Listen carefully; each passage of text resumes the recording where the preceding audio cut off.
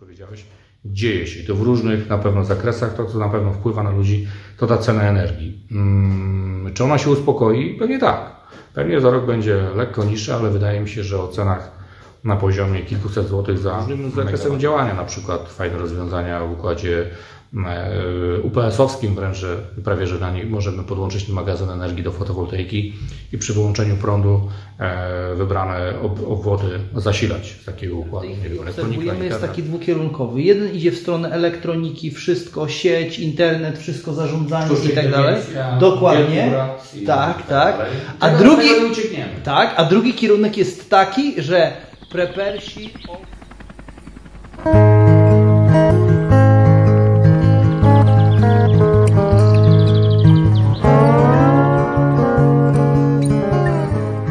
Jesteśmy u doktora Adama Mrozińskiego. Słuchaj, cześć. Już teraz na Politechnice Bydgoskiej. Ostatnio byłeś na Uniwersytecie Technologicznym przy Reliczem, a już jesteśmy Politechniką Bydgoską. Witam serdecznie. Bardzo mi miło, Adam, że pozwoliłeś nam przyjechać, że pozwoliłeś tutaj nam wpaść, żebyśmy mogli nagrać, porozmawiać z Tobą, bo nie wiem, czy się ze mną zgodzisz, ale bardzo, bardzo dużo się dzieje w ogóle w tematyce odnawialnych źródeł energii. Myślę, że przede wszystkim z racji cen energii to jest szaleństwo wokół i telefony się urywają różnych spółdzielni mieszkaniowych, firm, które mają problemy ze zużyciem energii. Te, które dotyczą na przykład spalał węgiel, miał węglowy, tak, to jest szaleństwo z ceny kilkuset złotych, nagle cena robi się na poziomu 3000 złotych. No to jest to duży problem i tutaj wszelkie działania na rzecz jakiejś optymalizacji, co z tym wszystkim zrobić, jak potanieć proces. Oczywiście można zawsze powiedzieć, dobrze, wrzuć Pan sobie na dachu fotowoltaikę, będzie miał Pan spokój. To nie do końca zawsze działa, no bo są branże typu branża, nie wiem, stalowa, przemysł tworzyw, gdzie zużycie jest na takiej ilości, żeby trzeba tam było fermy obok fotowoltaiczne budować. To też nie o to chodzi. Zatem ja też jestem zwolennikiem i studentom też zawsze mówię, to nie jest tak, że dekarbonizacja będzie polegała, że przed azotami, czy przed zakładami chemicznymi, czy Bełchatowem postawimy 100 gigawat, tak, fotowoltaiki. Nie tędy droga, słuchajcie. Na wszystko będzie zmierzało w kierunku odpowiedniego zarządzania, magazynowania energią, na pewno rozwoju OZE, ale będą musiały rozwijać się sieci energetyczne w oparciu o magazyny energii, inteligentne sieci zasilania, a w tymże zakresie tak, abyśmy na te nadwyżki produkcji z OZE mogli umiejętnie odpowiedzieć. I tutaj rząd już nas opowiada, buduje tą elektrownię atomową, ona ma bilansować te skoki i niedobory energii, która jest produkowana ze źródeł energetyki wiatrowej czy fotowoltaicznej. No i to jest ten cel, czy przyszłościowo faktycznie będzie to wodór, bo mówi się, że magazynem energii docelowo nie będą elektrownie szczytowo-pompowe, czy też inne magazyny, ale będzie wodór, to znaczy, że przy tych takich są budowanych specjalnie instalacjach fotowoltaicznych, bo taka jest idea w ogóle technologii wodorowej, że będziemy budować fermy fotowoltaiczne, będziemy budować fermy wiatrowe i one będą produkowały energię elektryczną na elektrolizery, w których będziemy wytwarzali wodór. Ten wodór z kolei już zmagazynowany będzie już czymś, co będziemy mogli wykorzystać na cele energetyczne. I to w tej chwili o tym mówimy, o braku wykorzystania źródeł kopalnych, wejścia w wodór, dużym zastosowaniu pomp ciepła i tego typu rzeczy. Proszę Państwa, słuchajcie, dzieje się wiele. Gdybyście, jak śledzicie pewnie doniesienia, Europa chce wchodzić w pompy ciepła. W Polsce w zeszłym roku zainstalowaliśmy 100 tysięcy, w tym roku ma być 180 tysięcy. Docelowo ma być 200 tysięcy montowanych rocznie pomp ciepła. Niemcy planują jeszcze większe ilości, gdzie produkcja w Europie nie ma wzrosnąć o 20-30% pomp ciepła, ale ma wzrosnąć kilkukrotnie. Zatem ta rewolucja energetyczna następuje. Czy nam się uda zrealizować, czy zdążymy wdrożyć technologie wodorowe, czy wdrożymy pompy ciepła, dużą nadwyżkę fotowoltaiki, będzie to trudne, bo czas nas goni. Tak? Zobaczymy, jak tą zimę przetrwamy, ale na pewno, tak jak słusznie powiedziałeś, dzieje się. I to w różnych na pewno zakresach, to co na pewno wpływa na ludzi, to ta cena energii. Czy ona się uspokoi? Pewnie tak. Pewnie za rok będzie lekko niższa, ale wydaje mi się, że o cenach na poziomie kilkuset złotych za megawattogodzinę możemy zapomnieć. Widzimy otwierane przetargi grup zakupowych, tam mamy cenę na poziomie 1500-2500 zł, w relacji, gdzie kilka lat temu to była cena jeszcze 500-600 zł. Czy to się uspokoi? Pewnie tak, ale cały czas miasta, spółdzielnie mieszkaniowe będą miały z tym problem i myślę, że będziemy ewoluować w kierunku poszukiwania tańszych tańszych rozwiązań oszczędzania energii. Tak? Na tym się dotychczas nie skupialiśmy. Systemy zarządzania węzłami ciepła w elektrociepłowni o małych stratach w sieciach przepływowych, w sieciach zasilających. To są te rzeczy, których cały czas szukamy. Słyszymy wokół, że wszyscy chcą oszczędzać energię, szukają ratunków odnawialnych źródeł energii, co nie znaczy, że nie będzie generowania problemów, bo mówię o pompach ciepła, to znowu pewnie ktoś mądry tutaj za ekranem powie, słuchaj Mroziński, okej, postawimy tutaj kilkaset tysięcy pomp ciepła w Polsce i co, one też potrzebują prądu, tak? No tak. W zimie na wsi, gdzie mamy jeden transformator, jedno jakieś tam przyłącze, jakieś możliwości przepływu prądu w jedną, w drugą stronę ograniczone, nagle w zimie przy dużym mrozie, przy małym słońcu i układzie bezwiecznym, nagle pompy ciepła będą pobierały duże ilości energii, bo one też pobierają. One czasami są projektowane w ten sposób, gdzie mamy te 3 najzimniejsze dni, one wręcz nie działają i w te 3 dni tylko działa grzałka elektryczna. To też jest normalne. Co wtedy? Będziemy potrzebowali dużo energii elektrycznej, zatem te piki letnie też mogą się obudzić w pikach zimowych, gdy będą pompy ciepłe. Zatem piki letnie związane z fotowoltaiką, tymi nadwyżkami z fotowoltaiki. Może się okazać, że w zimie przy tej dużej nadwyżce pomp ciepła będziemy mieli też duże zapotrzebowania zimowe. Tak jak słyszymy o klimatyzacjach, które latem nam demolują czasami system energetyczny. Zatem problemów do rozwiązania, słuchajcie, będzie bardzo wiele. O tym się mówi, o tym się sporo dyskutuje i dobrze. W krótkim okresie czasu będziemy musieli i musimy sporo zmienić.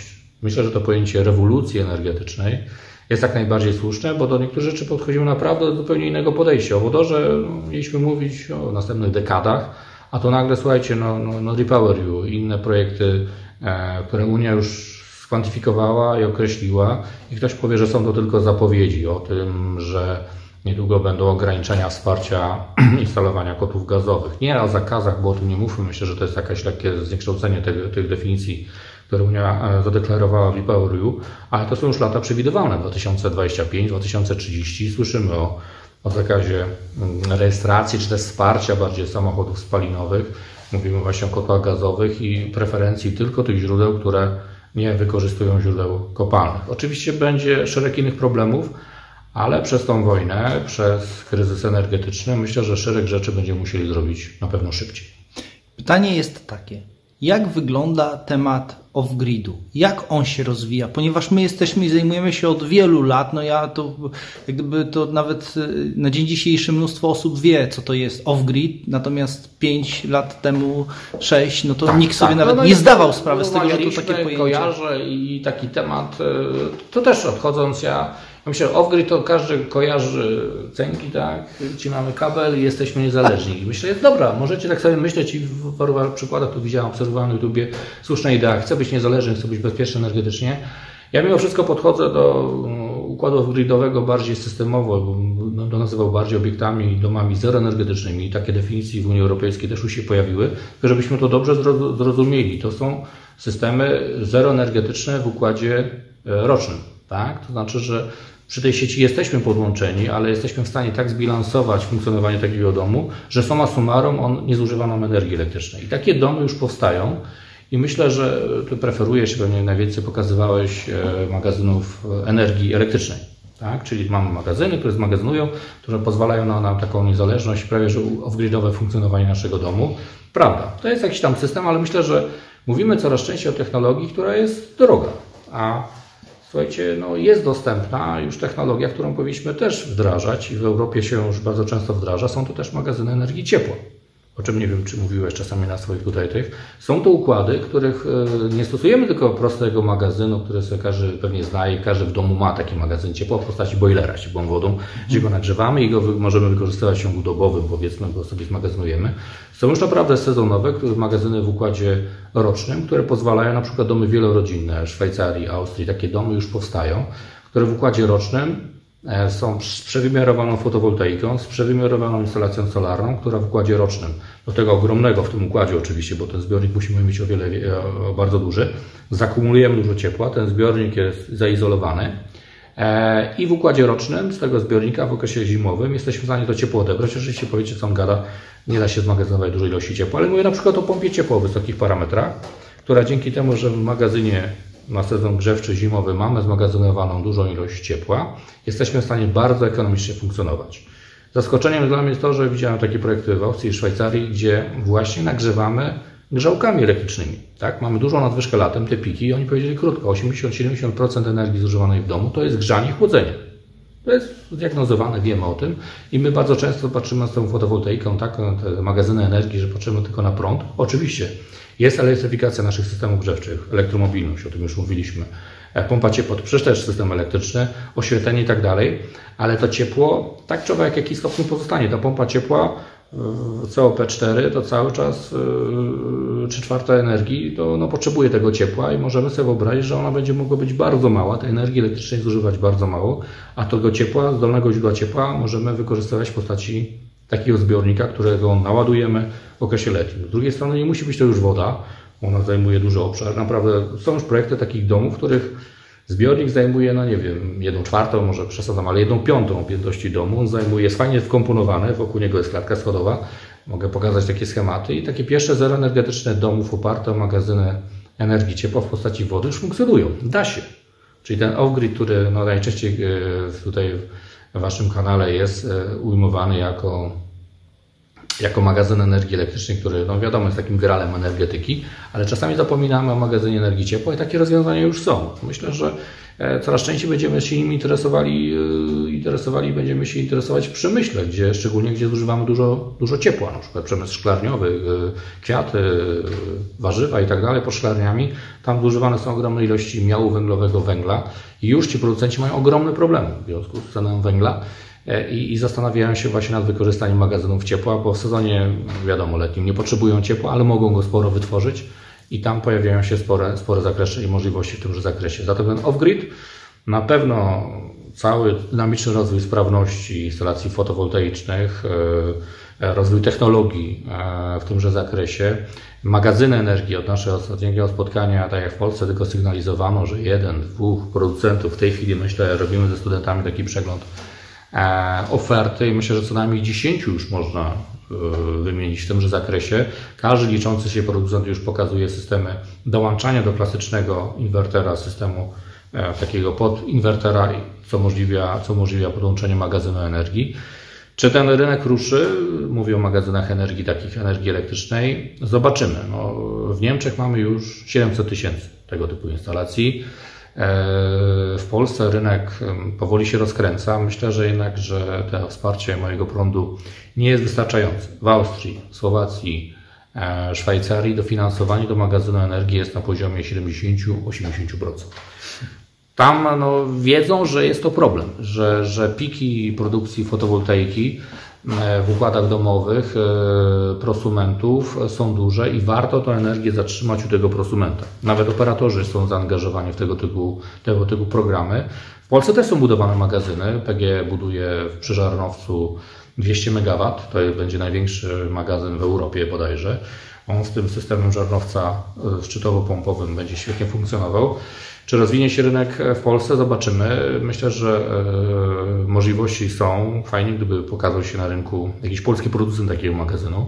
Nie jest to łatwe, bo na rynku polskim pojawiło się i Huawei, i BYD, i szereg innych producentów, którzy oferują bardzo nowoczesne rozwiązania z różnym zakresem działania, na przykład fajne rozwiązania w układzie UPS-owskim wręcz, że prawie że na niej możemy podłączyć magazyn energii do fotowoltaiki i przy wyłączeniu prądu wybrane obwody zasilać z takiego układu, nie wiem, elektronika, internet.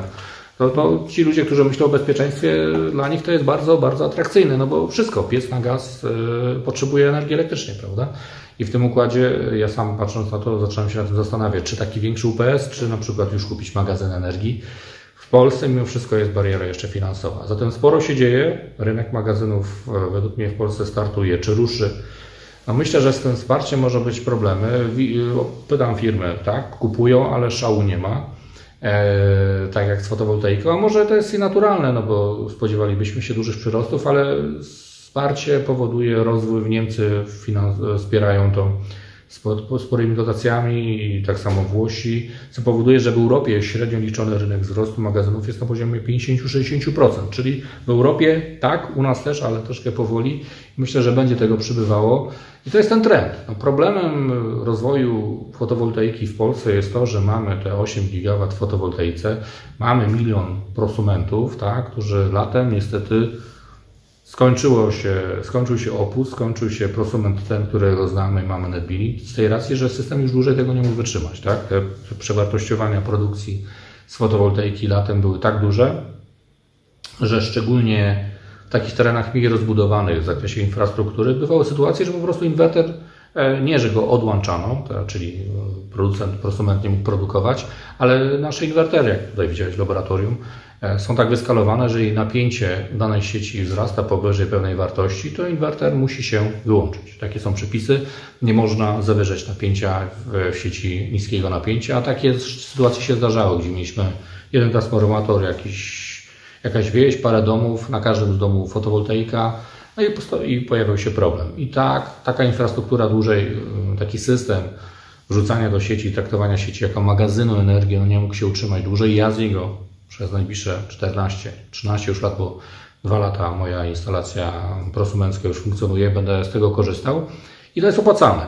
Jak będzie z NetBillingiem, to też ciekawa sytuacja, bo cały czas mówicie o tym, o gridzie, ale myślę, że w przyszłości obok tego to są systemy sieciowe, jakby nie było. Ten czasami krytykowany NetBilling przy tych wysokich cenach energii, jak czytam parę analiz, okazuje się, że ci, którzy są w tym NetBillingu, może się okazać, że przy tych dużych różnicach cen energii, szczególnie za 2 lata, gdy rozliczenie będzie godzinowe, ci, którzy mają magazyny energii, to nie tylko będą korzystali na tym, że są w off-gridzie, ale będzie mógł prawdopodobnie z tego, na co się patrzy, jak wygląda ten system NetBillingu w układzie tych cen dynamicznych, no będzie mógł być uczestnikiem tego rynku, to znaczy w godzinach wieczornych, mając naładowany ten magazyn, no może mu się opłacać sprzedać tę energię do sieci, bo słuchaj, z ceny południowej, która jest jakaś tam wieczorem, te wzrosty pokazywane w tej chwili na takich symulacjach giełdy energii godzinowej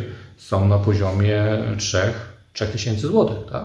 I wtedy w okresie wieczornym ten off-gridowiec, który czuje się bezpieczny, on nikomu nie chce dać, może mu się okazać, że będzie się opłacało sprzedawać. Tak? To za te 2 lata przy tych cenach dynamicznych po prostu będzie sytuacja, jeszcze nie wiem jak to do końca będzie wyglądało, pewnie i ustawodawca, mówię technicznie, bo ustawowo jest to określone według jakich cen, że jak to będzie funkcjonowało systemowo, ale w przyszłości za te 2 lata, teraz mamy na razie rozliczenie miesięczne, czyli to na razie jakoś tam wygląda i ponoć według ostatnich kilku miesięcy, a funkcjonuje to przecież dopiero od maja, jest to wcale nie aż tak gorsze od układu prosumenta opartego o opust.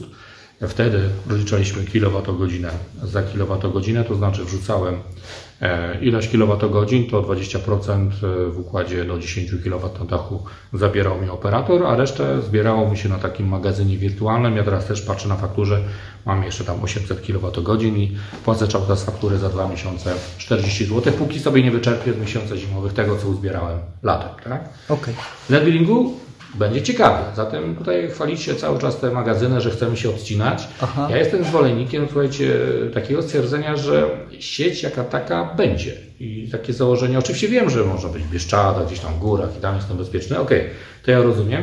Natomiast przyszłość takich nowoczesnych sieci według mnie to założenie tych 10-15% bezpieczeństwa, nie wiem, bilansowania z sieci, i jak największe zatrzymywanie tejże energii u siebie. I wtedy ten taki off-grid, który współpracuje z siecią, tak bym to nazwał. To znaczy, tak, on-off, gdzie mi się opłaca, to ja wspieram tą sieć.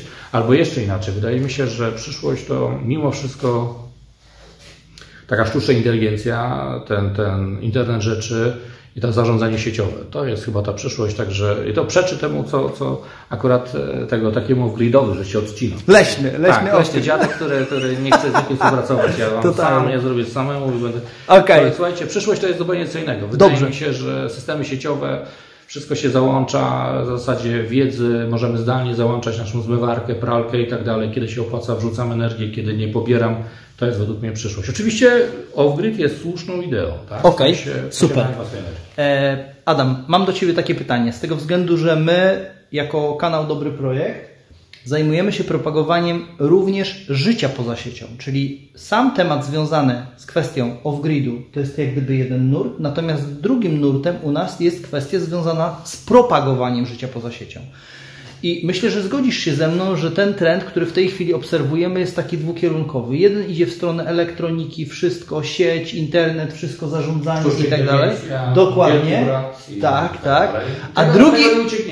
A drugi kierunek jest taki, że prepersi, off-grid, las, odcinanie się, niezależni, budowanie ziemianek, schronów, zajmowanie się tym wszystkim, co by w ogóle totalnie nie być w sieci. I teraz tak. Są takie fajne, ciekawe nurty, w których można powiedzieć, że możemy zaobserwować ten off-grid jako taką esencję. I to jest tak. Styl życia jakiś. Tak, jako styl życia, dokładnie. I teraz tak, ja bym specjalnie tutaj chciał powiedzieć regionalnie, bo my jesteśmy w Bydgoszczy, mamy regionalnie przykładowo taką firmę jak Lamare. To jest przykład tego, że w pewnych sytuacjach nawet wręcz trzeba być off-grid, bo mówimy tutaj o domach na wodzie, tak? Natomiast oprócz tego mamy jeszcze kolejną przykładową firmę, to jest kwestia firmy Flugo. I oni mają domy na kółkach, mobilne, gdzie można nimi jeździć, tak? Bo to nie są te stacjonarne. Dokładnie, tylko tym mówimy tutaj o kamperach. I teraz w tych dwóch przypadkach temat off-gridu jest podstawą, bo nie ma możliwości, żeby się przemieszczać, poruszać i żeby nie być.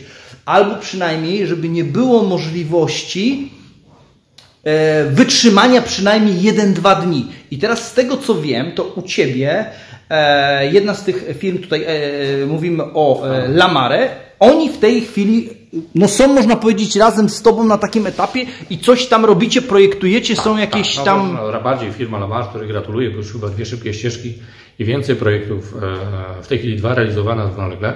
Jeden właśnie, i zasadniczo oba dotyczą takich różnych rzeczy. W obu przypadkach jest to autonomia. Autonomia energetyczna i autonomia bytowa.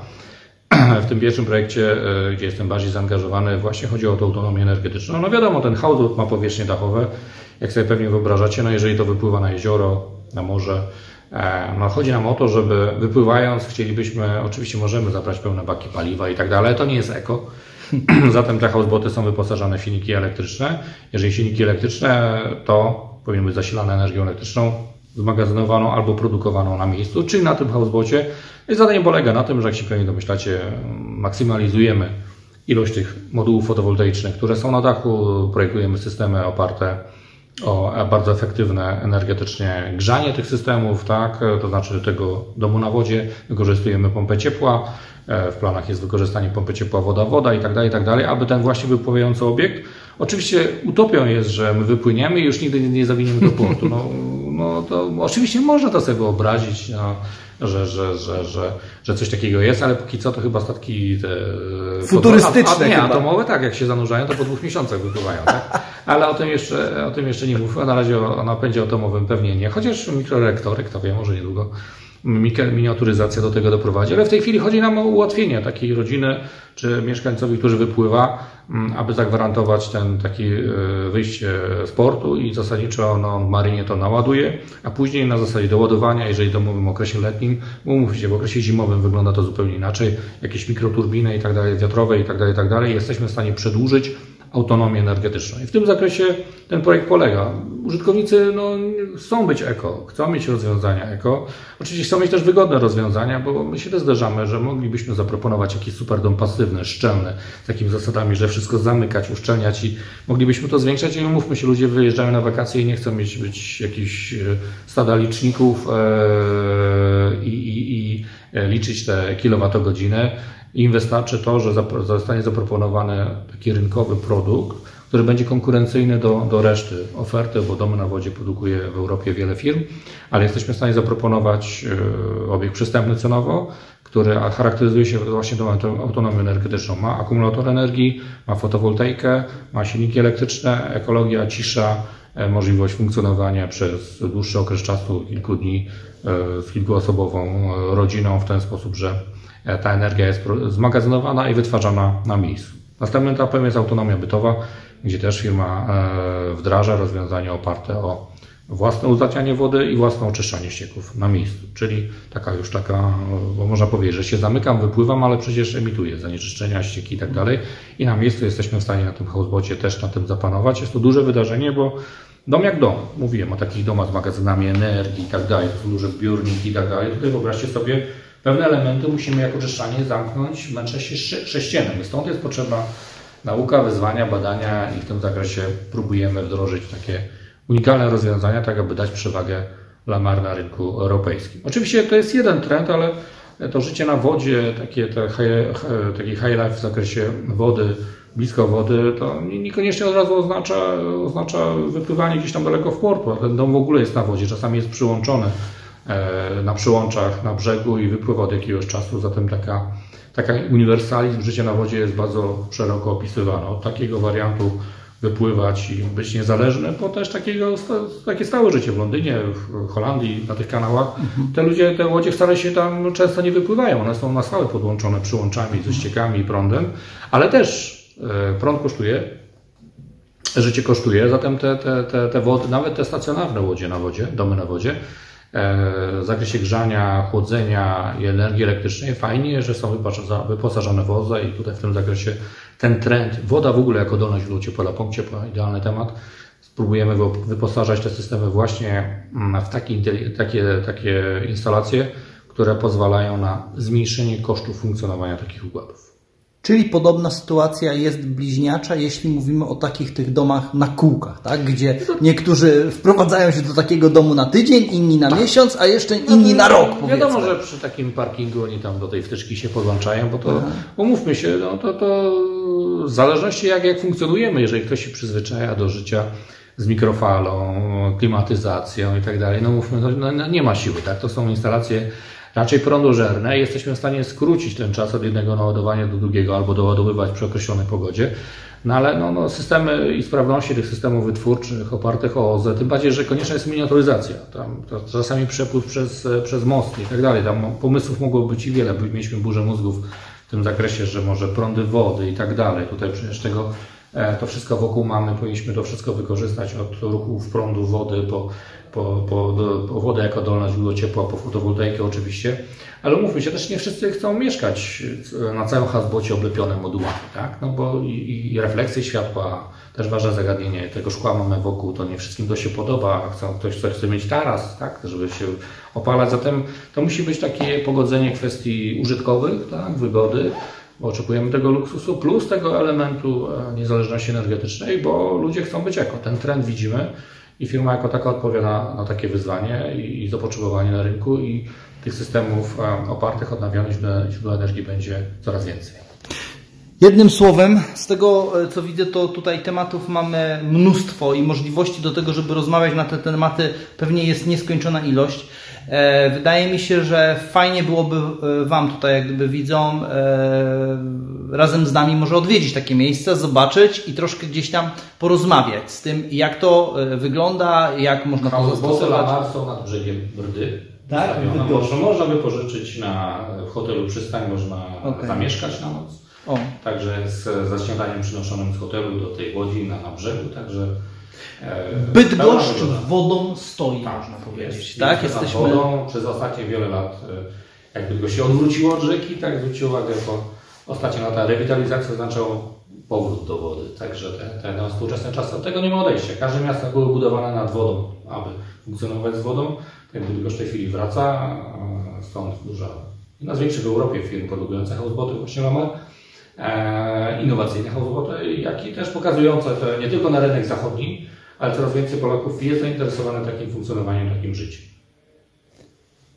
Trzymajcie się w takim razie. Bardzo dziękuję Wam, że byliście z nami. Bardzo Ci dziękuję w ogóle, że nas zaprosiłeś, także mam nadzieję, że przy każdej tam następnej okazji, jeśli tylko i wyłącznie znajdziesz chwilę. Jak coś ciekawego się pojawi, na pewno. Tak? Super, w takim razie trzymajcie się, do miłego i widzimy się na kolejnych odsłonach. Cześć, hej. Na razie, do widzenia.